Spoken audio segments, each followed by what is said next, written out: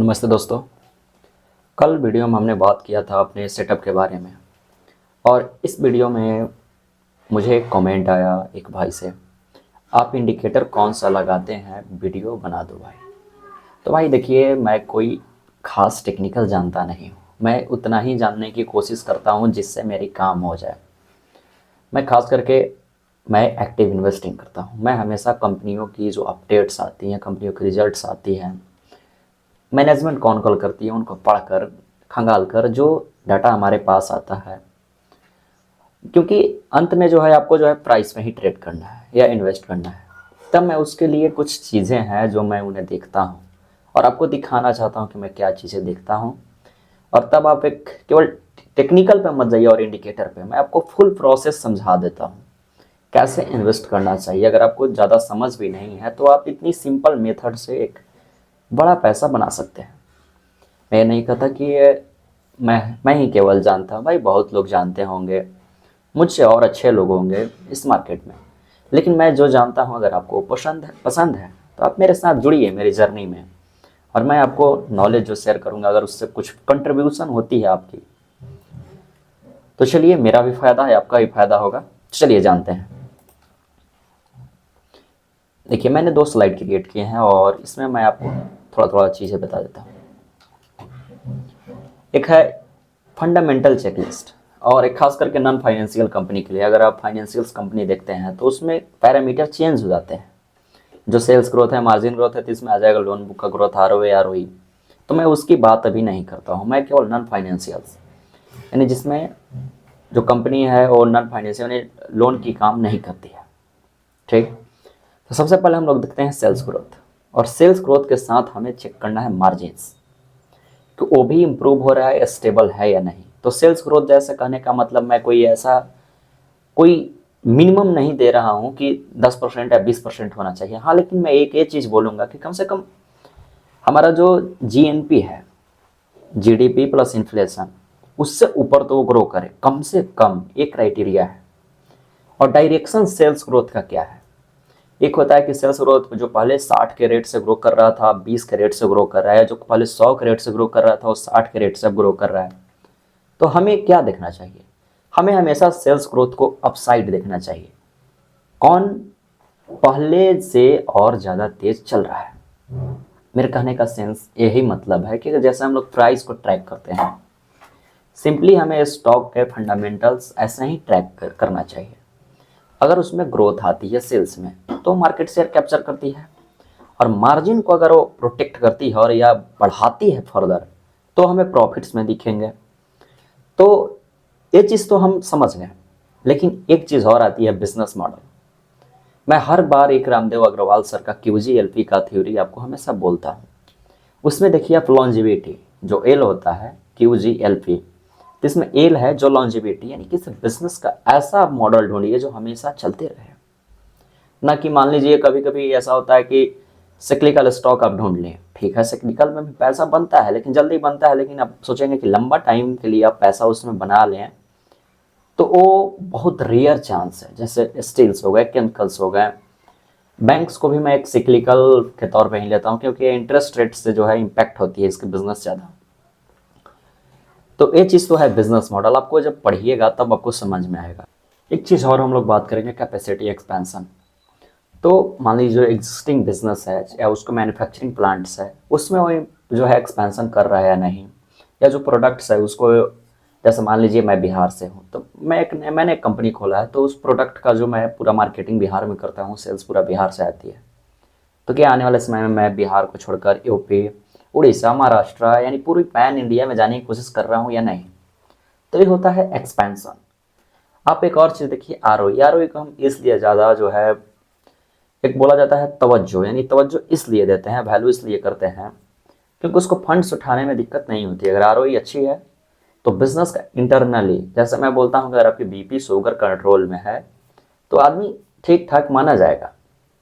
तो उसी तरीके से एक तरह समझिए तो आरओई है। और एक होती है गाइडेंस।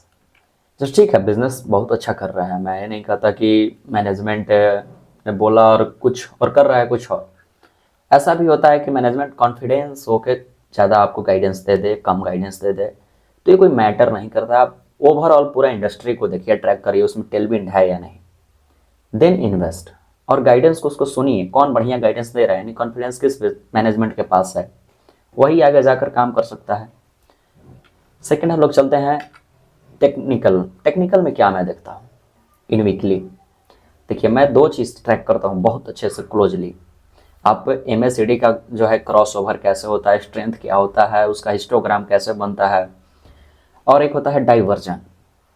MACD में डाइवर्जन बहुत इंपॉर्टेंट पार्ट है। तो आपको अगर ये सब सीखना है तो आप यूट्यूब कर लें, आपको सिखाने वाले बहुत सारे पड़े हैं, बहुत सारे। मैं नहीं कहता कि मैं आपको हर चीज़ सिखा सकता हूँ, मैं जो चीज़ को यहाँ पे वैल्यू करता हूँ और उस पर मैंने पैसे बनाए हैं, मैं वो चीज़ आपको बताने की कोशिश कर रहा हूँ। इन वीकली MACD शुड एबव और अराउंड जीरो।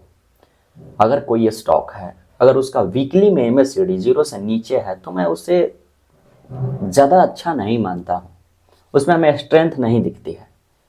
और सेकेंडली हम देखते हैं इन डेली, हमें डेली में क्या देखना है, price should above 81 EMA and MACD should above zero.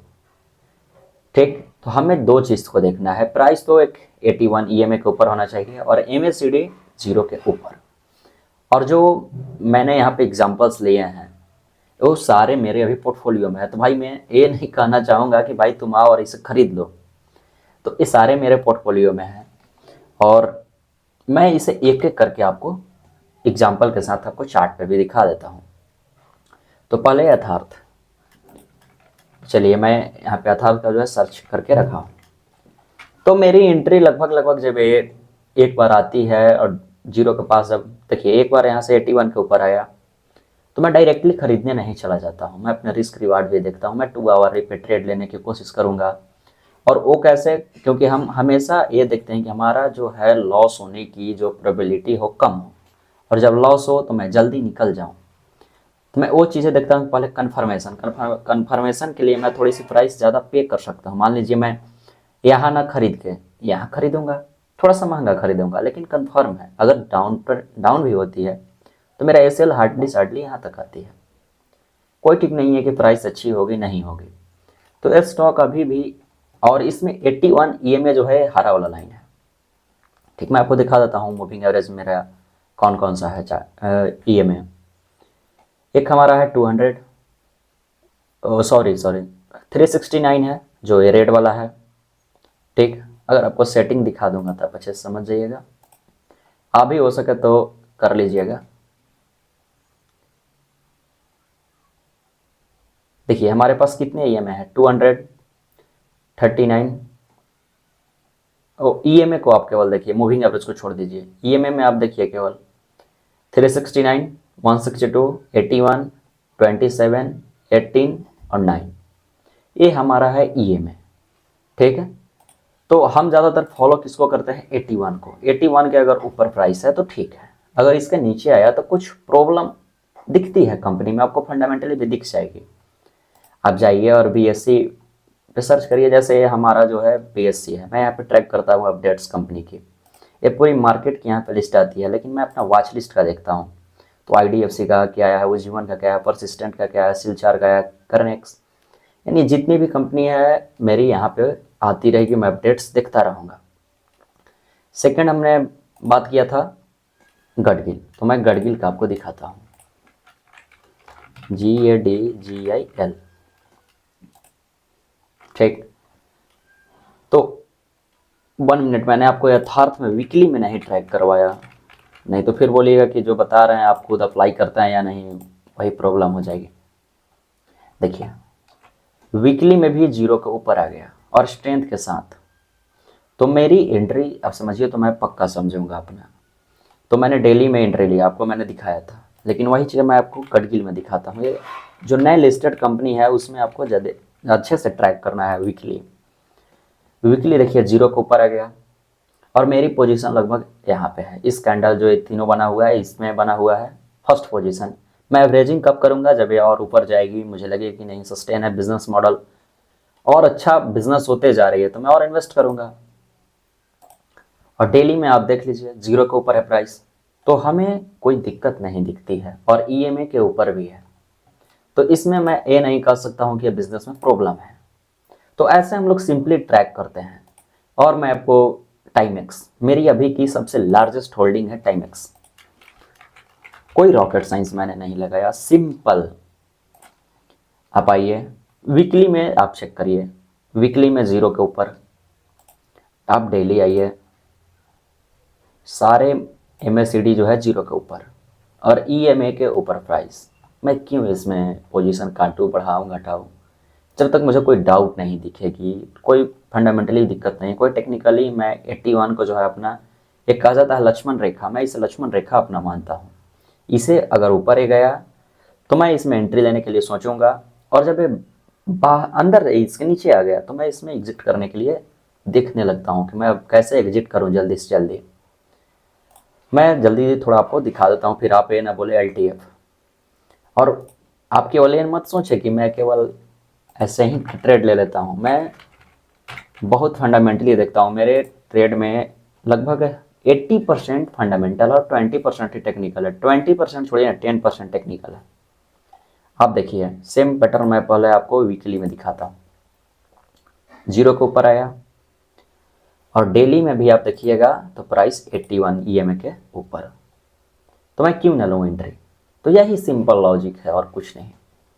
आपको मैं स्टॉक लगभग IDFC जो फर्स्ट बैंक है, मेरे हाल फिलहाल का एक खरीदारी है। आदित्य विजन में मैंने लगभग कुछ महीने, शायद 1-1.5 महीने हो रहे होंगे, मैंने बाइंग की थी। Jubilant agree and consumer products, इसमें भी मेरी बाइंग है, मैं आपको अभी दिखा देता हूँ। मैं भाई ये नहीं बोलता हूँ कि मेरे सेटअप पे जाइए आप ट्रेड ले लीजिए,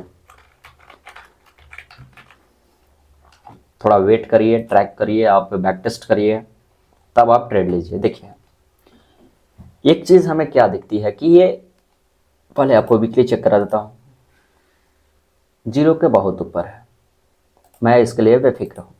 डेली में 81 EMA के ऊपर है।